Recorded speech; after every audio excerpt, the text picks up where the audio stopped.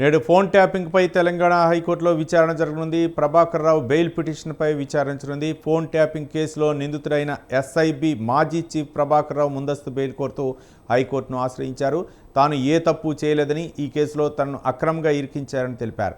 30 ఏళ్లకు పైగా పోలీస్ అధికారిగా వివిధ హోదాల్లో అత్యంత అంకితభావంతో పనిచేశానని తెలిపారు. చట్టవిరుద్ధంగా ఏ పని చేయలేదని పేర్కొన్నారు.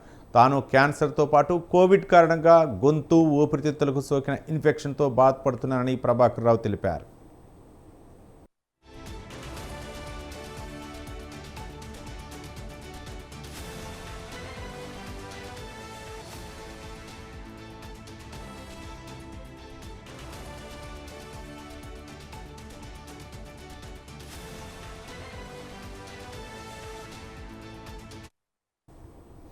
ఫోన్ ట్యాపింగ్ కేసులో తనకు వ్యతిరేకంగా పనికి వచ్చే ఒక్క సాక్ష్యం కూడా లేదని, కేవలం ఇతర నిందితుల నేరాంగీకార వాంగ్మూలాలు తప్ప పోలీసుల వద్ద ఎలాంటి ఆధారాలు లేవని పేర్కొన్నారు. దర్యాప్తునకు పూర్తి స్థాయిలో సహకరించడానికి తాను సిద్ధంగా ఉన్నానని, తనకు ముందస్తు బెయిల్ మంజూరు చేయాలని హైకోర్టుకు విజ్ఞప్తి చేశారు. ఈ మేరకు ఆయన తొలిసారి హైకోర్టులో పిటిషన్ దాఖలు చేయగా ఆ పిటిషన్పై ఈవేళ విచారణ జరగనుంది. దీనిపై మరింత సమాచారం మా కరస్పాండెంట్ ఉషా ఫోన్ లైన్లో అందిస్తారు. ఉషా,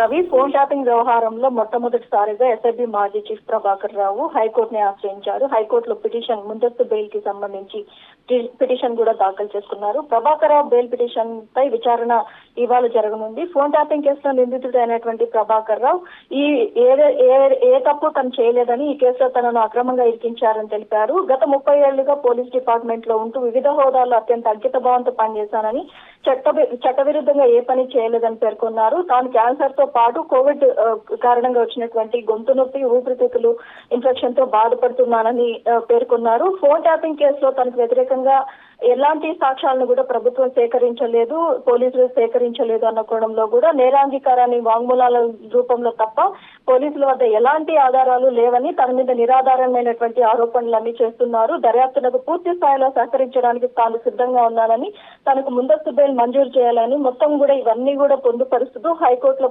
పిటిషన్ అయితే దాఖలు చేసుకున్నారు. Ravi, right, thank you Usha.